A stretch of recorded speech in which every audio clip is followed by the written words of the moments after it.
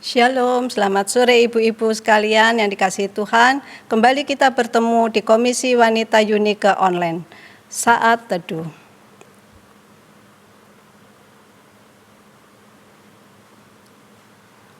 Amin. Dalam nama Allah Bapa, Allah Putra, dan Allah Roh Kudus, kami mulai ibadah Komisi Wanita Unike pada sore hari ini. Amin. Telah 1 tahun kita tidak bisa interaksi secara langsung karena pandemi. Ibarat bara api arang, kita tidak dapat terus menyala sendirian, tetapi kita harus bersama-sama. Tapi puji Tuhan karena Tuhan juga mengerti setiap pergumulan kita dan Tuhan menyediakan media-media yang ada, baik itu melalui online kita masih bisa bersama-sama. Kita tetap bisa berbagi kasih, berbagi pengalaman, juga saling mengingatkan, saling mendoakan. Terpujilah nama Tuhan. Mari kita pujikan satu pujian yang menyatakan bahwa kita adalah keluarga Allah. Ku cinta keluarga Allah.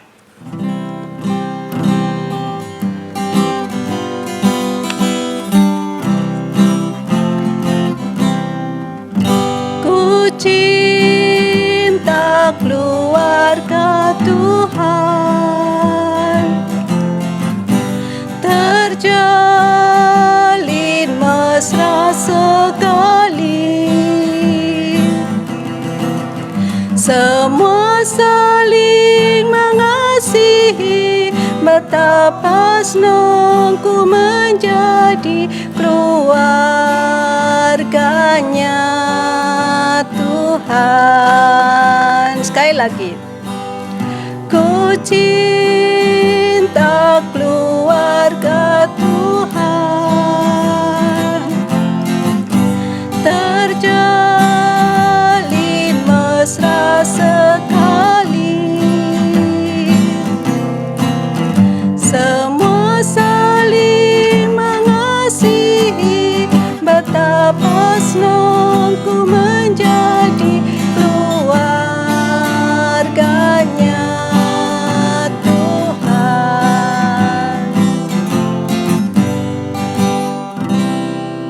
Mari kita berdoa. Bapa di surga, kami mengucap syukur dan terima kasih Tuhan, di mana sore hari ini sekalipun secara online Tuhan mempertemukan setiap kami untuk boleh mengikuti ibadah pada sore hari ini. Tuhan, kami berdoa untuk setiap ibu-ibu yang sedang menyaksikan dan mengikuti ibadah pada sore hari ini. Tuhan, lembutkan hati mereka, berikan mereka hati yang senantiasa rindu untuk belajar kebenaran firman Tuhan dan belajar menjadi murid Kristus. Kami juga berdoa untuk hamba-Mu sendiri yang terbatas dan penuh dengan segala kelemahan. Tuhan, sediakan, kuatkan dan menolong. Tuhan, biarlah Roh Kudus sendiri yang bicara, Tuhan, Roh Kudus sendiri yang berkarya dalam kehidupan setiap kami. Kami juga serahkan hamba-Mu yang akan menyampaikan firman Tuhan. Tuhan, urapi dan kuasa Roh Kudus-Mu. Terima kasih Tuhan. Kami juga berdoa untuk media-media yang dipakai, kiranya Tuhan sendiri yang akan menguduskan sehingga acara ini boleh berlangsung ya Tuhan, dari awal, pertengahan, ke akhirnya nanti, dan kemuliaan bagi nama Tuhan. Terima kasih Bapa, dalam nama Tuhan Yesus Kristus kami serahkan ibadah pada sore hari ini. Amin. Ibadah KW pada hari ini dengan tema keluargaku dan harta yang akan disampaikan oleh hambanya. Saya teringat di tahun 90-an ada sebuah drama seri yang menarik di TVRI, yaitu Keluarga Cemara. Tentu kita semua juga mengingat, ada lagunya sungguh menarik bagi saya yang mengatakan bahwa harta yang paling berharga adalah keluarga. Bagaimana dengan kita anak-anak Tuhan sebagai keluarga Allah? Apakah yang paling berharga di dalam hidup kita? Biar nanti akan disampaikan oleh hambanya. Sebelumnya biarlah setiap kita yang rindu untuk berkelimpahan baik secara materi ataupun berkelimpahan secara rohani di dalam Tuhan, kita akan memohon kepada Tuhan. Kita pujikan satu pujian, limpahlah pialamu.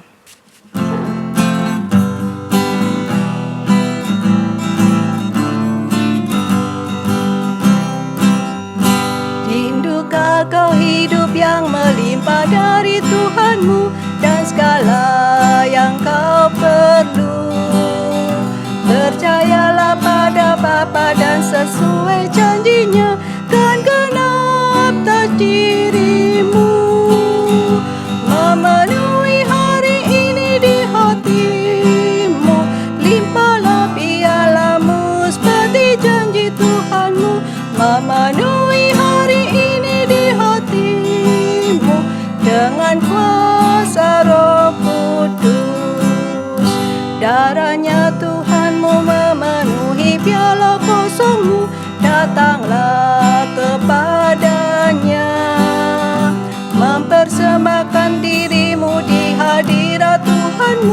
firman-Nya akan diberi, memenuhi hari ini di hatimu. Limpahlah pialamu seperti janji Tuhanmu, memenuhi hari ini di hatimu dengan kuasa Roh Kudus.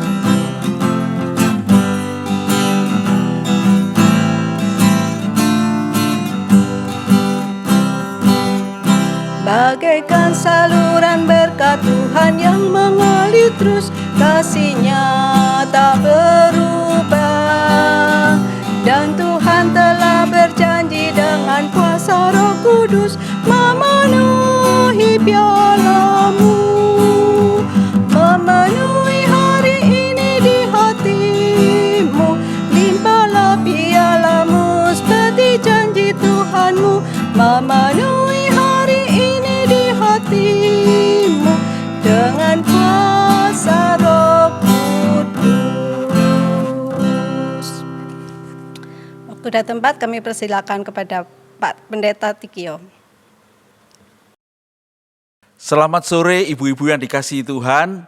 Kita bersyukur boleh bertemu kembali sore hari ini dalam ibadah online Komisi Wanita GKA Immanuel Malang. Ya, saudara-saudara, hari ini saya diberi tema keluargaku dan harta. Ya, kita akan bahas dari Lukas 12 ayat 13 sampai 21. Ya, mari kita berdoa dulu sebelum kita merenungkan firman Tuhan. Bapa yang di surga, terima kasih kami boleh bersama-sama pada sore hari ini belajar lagi akan firman-Mu. Tuntunlah kami ya Tuhan, supaya oleh kebenaran firman-Mu kami dibawa untuk mengerti hati-Mu, dan kami dituntun untuk melakukan apa yang menyenangkan hati-Mu. Terpujilah nama-Mu, demi Yesus Juru Selamat kami yang hidup, kami berdoa dan mohon tuntunan Tuhan. Amin. Bapak Ibu Saudara sekalian, firman Tuhan hari ini akan saya bacakan untuk saudara-saudara dari Lukas 12. Saya akan baca beberapa bagian firman Tuhan ya. Saya akan baca ayat 13 sampai 15, kemudian saya akan lompat ke ayat yang ke-34. Ya, begini firman Tuhan. Seorang dari orang banyak itu berkata kepada Yesus, "Guru, katakanlah kepada saudaraku supaya ia berbagi warisan dengan aku." Tetapi Yesus berkata kepadanya, "Saudara, siapakah yang telah mengangkat aku menjadi hakim atau pengantara atas kamu?" Katanya lagi kepada mereka, "Berjaga-jagalah dan waspadalah terhadap segala ketamakan. Sebab walaupun seorang berlimpah-limpah hartanya, hidupnya tidaklah tergantung pada kekayaan itu." Saya akan bacakan sekarang ayat 34. Mulai ayat 31. "Tetapi carilah dahulu kerajaannya, maka semuanya itu akan ditambahkan juga kepadamu. Janganlah kamu takut, hai kawanan kecil, karena Bapamu telah berkenan memberikan kamu kerajaan itu. Jualah segala milikmu dan berikanlah sedekah. Buatlah bagimu pundi-pundi yang tidak dapat menjadi tua, suatu harta di sorga yang tidak akan habis, yang tidak dapat didekati pencuri, dan yang tidak dirusakkan ngengat. Karena di mana hartamu berada, di situ juga hatimu berada." Berbahagialah kita yang baca firman Tuhan, menyimpan dalam hati dan melakukannya di dalam hidup kita. Ibu-ibu sekalian yang dikasihi Tuhan, harta itu penting enggak? Ya, orang bilang penting dong Pak, gitu. Tapi kita selalu percaya dengan kata-kata itu bukan? Berapa banyak pun harta kita, kita itu kalau mati kita enggak akan bawa harta kita ke sorga, gitu kan ya. Semua harta kita akan ditinggal di dunia. Harta itu enggak bisa kita bawa mati katanya gitu ya. Nah, tapi ada gurauan saudara-saudara ya. Katanya ada 2 orang sahabat sedang bercakap-cakap tentang kematian orang yang berhutang pada mereka. Ya. Lalu mereka sadar bahwa wah sudah telat untuk menagih orang yang meninggal ini, yang berutang ini karena dia udah meninggal ya. Lalu satu orang berkata begini, lucu ya katanya. Orang bilang harta itu tidak bisa dibawa mati. Tapi ada orang bisa bawa mati hartanya orang lain loh. Harta saya itu dibawa mati oleh orang ini. Dan saya tidak bisa ambil lagi begitu ya. Nah saudara-saudara sekalian, bagaimanapun juga kita itu membutuhkan harta ya. Bahkan di dalam perjanjian lama, harta itu juga adalah bagian dari berkat Tuhan pada orang-orang percaya ya.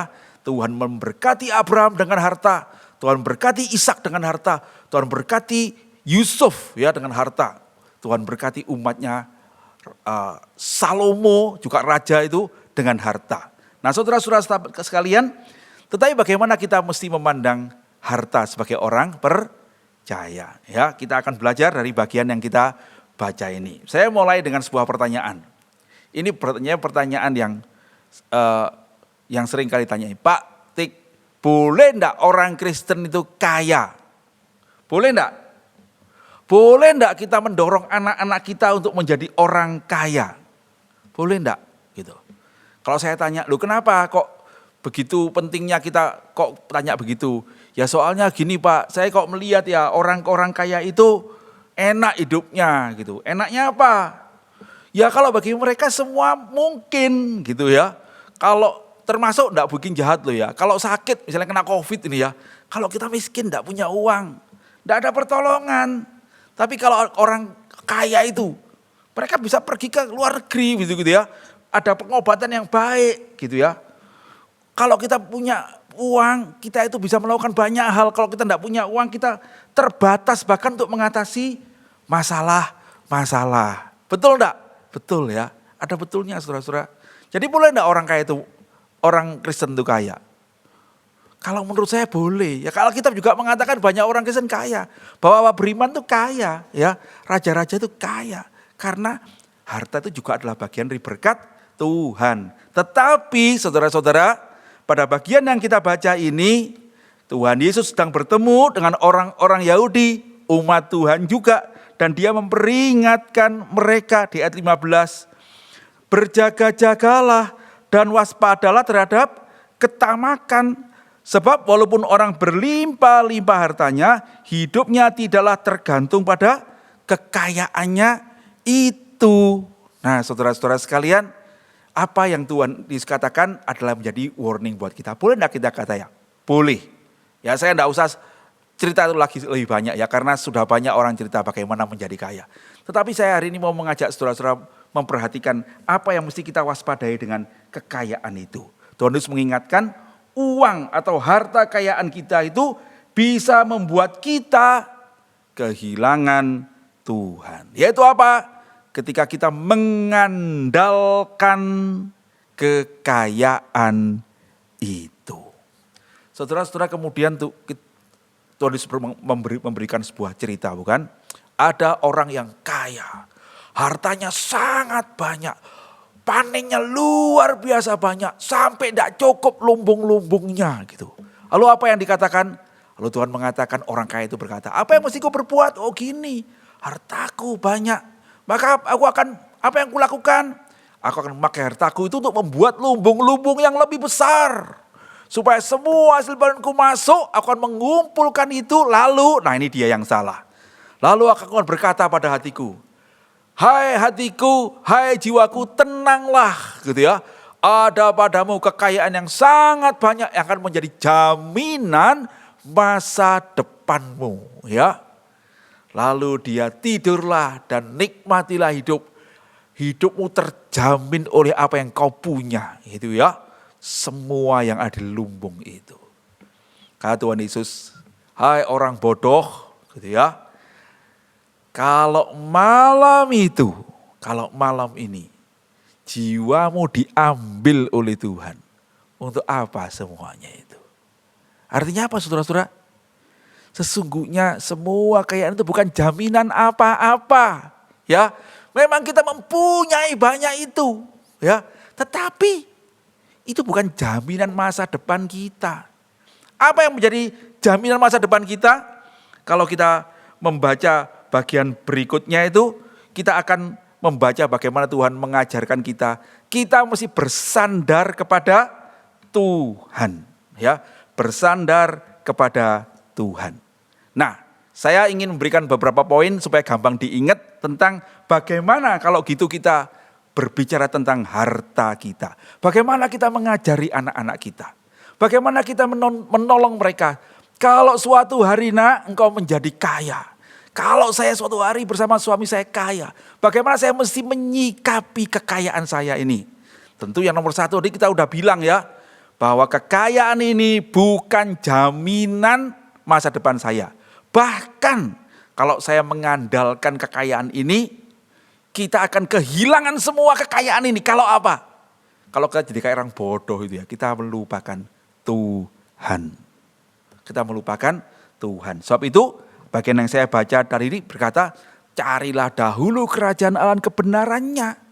Kerajaan sorga kehendak Allah itu. Semuanya akan ditambahkan kepadamu. Ya, Tuhan itu akan menuntun kita ke pundi-pundi yang tidak dapat hilang di sorga itu. Ya, jadi prinsip yang pertama, kita boleh kaya, saudara-saudara, tetapi kekayaan di dunia ini harus kita pakai untuk mencari kekayaan sorgawi.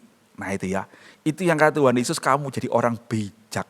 Ya, ada perumpamaan Tuhan Yesus mengatakan, ada bendahara yang kaya, lalu kemudian dia menukarkan kekayaannya itu untuk mendapatkan simpati orang.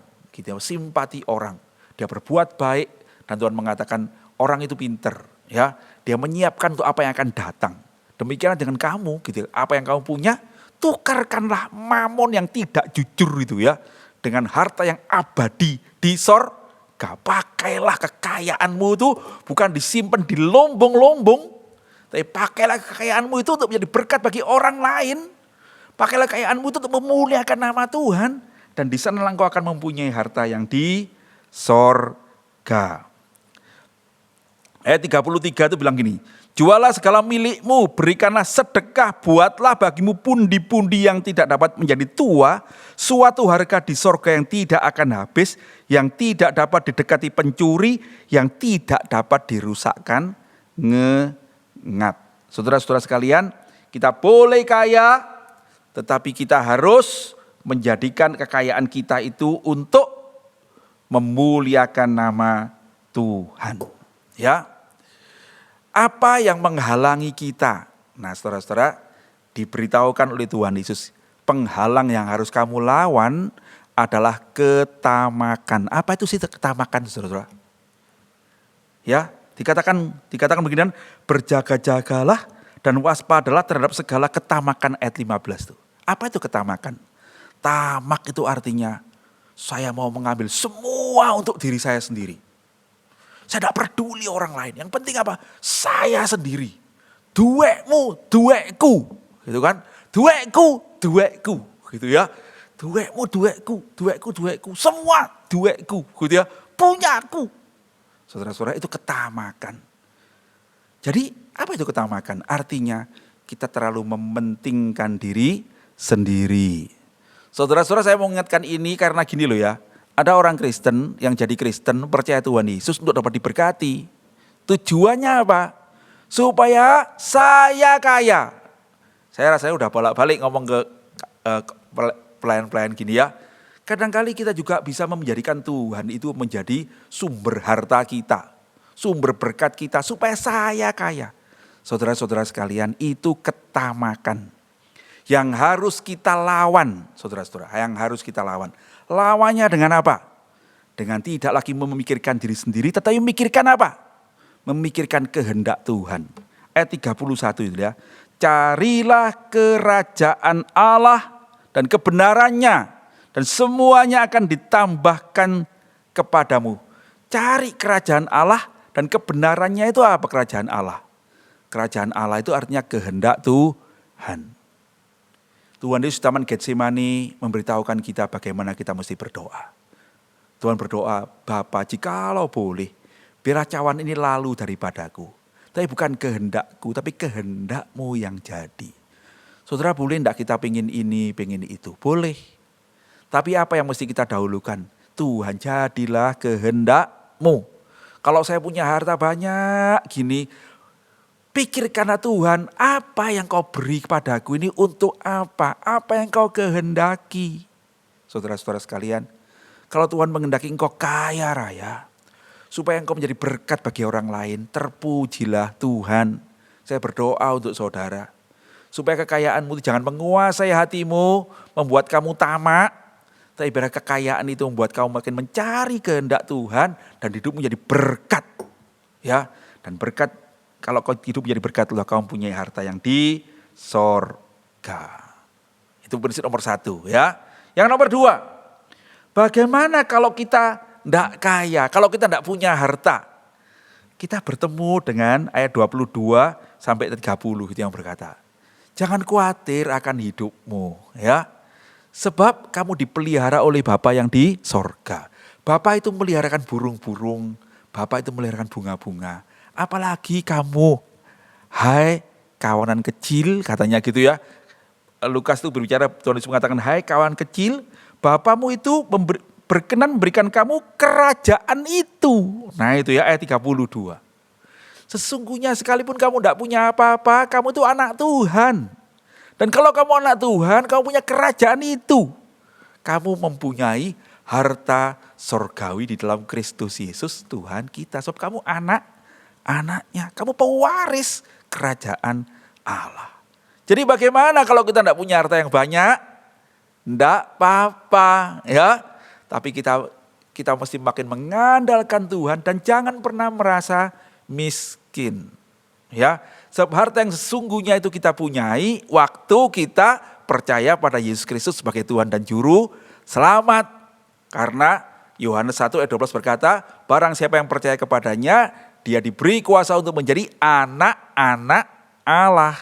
Nah gitu ya, Bapa yang di sorga itu adalah Bapa kita. Dialah yang akan berikan kepadamu kerajaan itu.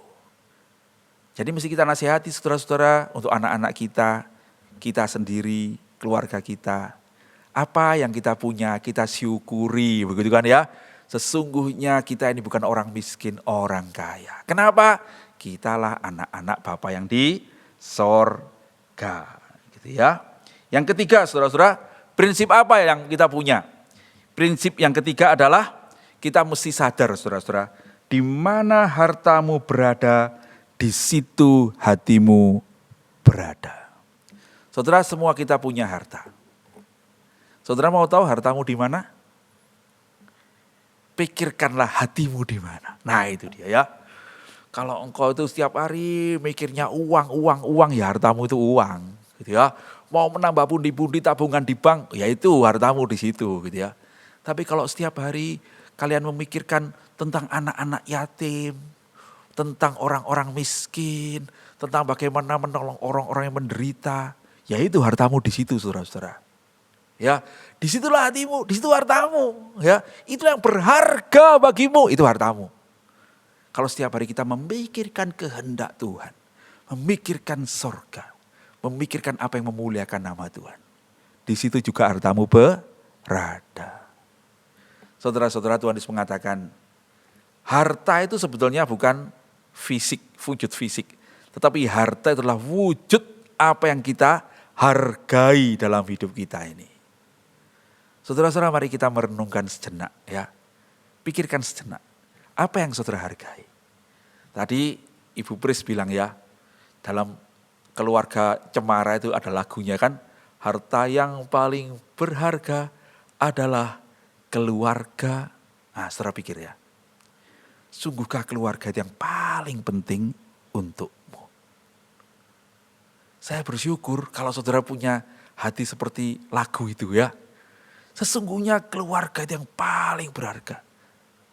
Ya, untukmu, untuk saya juga begitu ya. Dan kalau kita punya sesuatu yang paling berharga, bagaimana kita bisa menghargainya? Saudara-saudara sekalian, kita bisa menghargainya kalau kita menuntun mereka, kita membawa mereka menjadi tempat yang terbaik.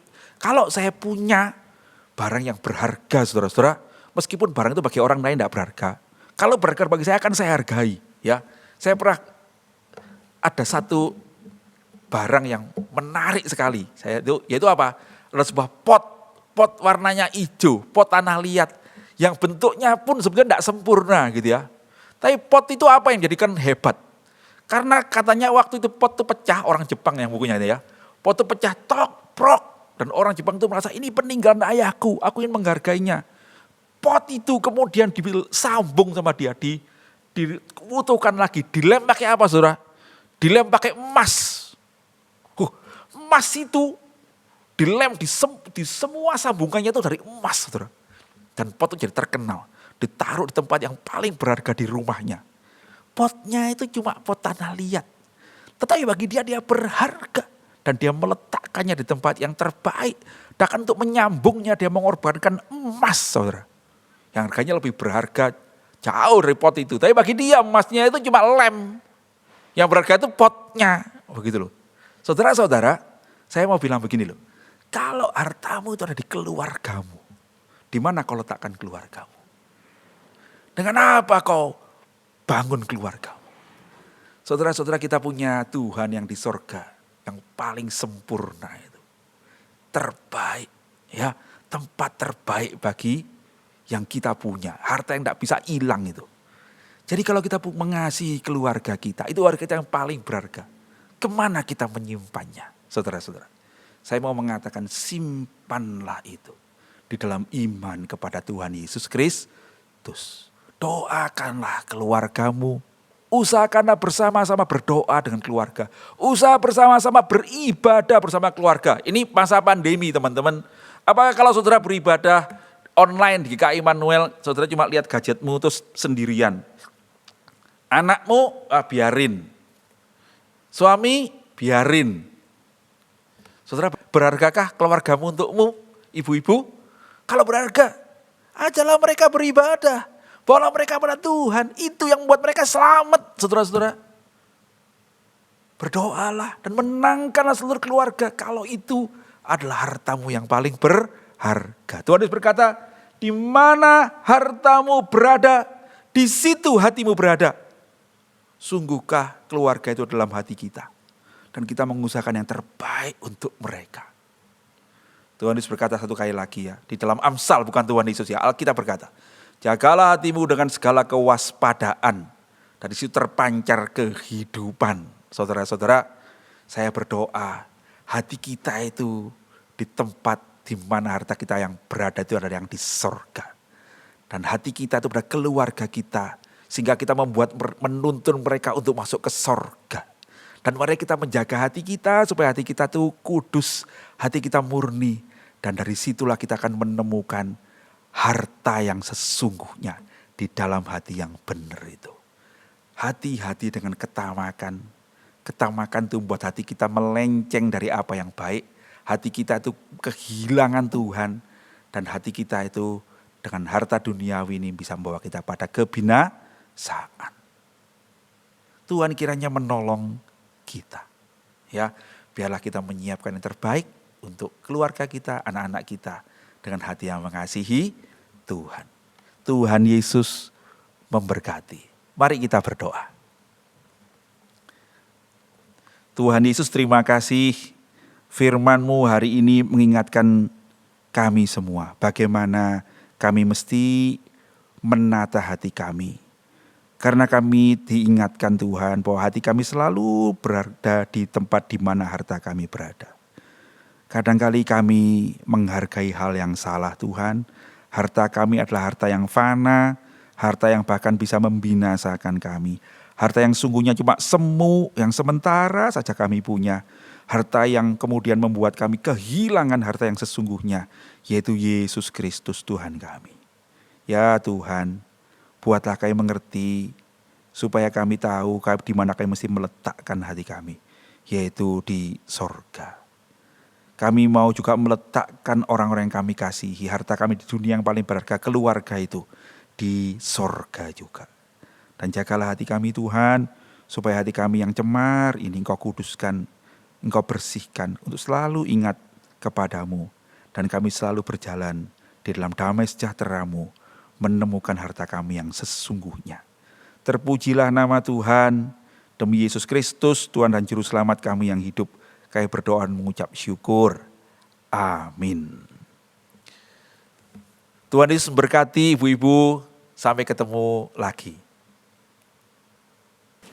Sudah tiba waktunya bagi kita setelah kita mendengar firman Tuhan. Saya mengucapkan terima kasih kepada Pendeta Tikio yang sudah menyampaikan firman Tuhan, kiranya akan menolong setiap kita untuk memiliki pemahaman yang benar akan keluarga dan harta di dalam hidup kita. Tiba waktunya saya akan menyampaikan pengumuman. Warta Komisi Wanita yang pertama yaitu tanggal 17 Juli 2021 dengan tema Sungguh Alangkah Indah Hidup Rukun. Pembicaranya Saudari Rosalinda Haryanto, mahasiswa praktek 2 bulan dari Saat, dengan liturgos Ibu Christine.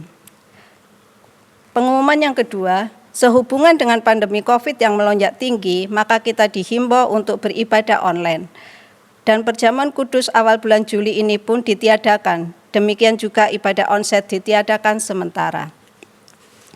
Untuk pengumuman yang ketiga, Komisi Wanita mengundang ibu-ibu untuk berjumpa tatap muka melalui Zoom di komunitas wanita setiap Jumat kedua dan keempat, pukul 6 sore. Kita dapat belajar firman Tuhan, berbagi dan berdoa bersama.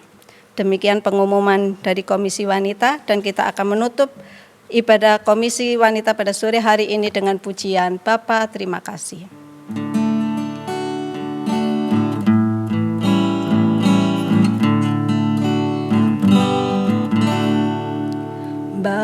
Bapa terima kasih,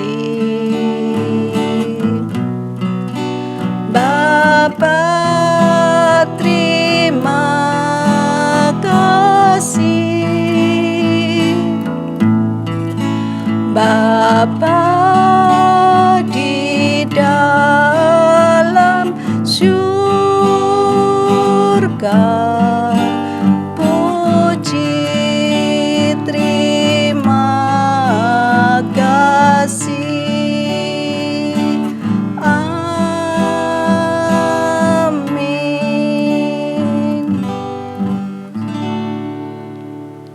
Sekian ibadah KW kita saat teduh. Amin. Tuhan memberkati kita semua.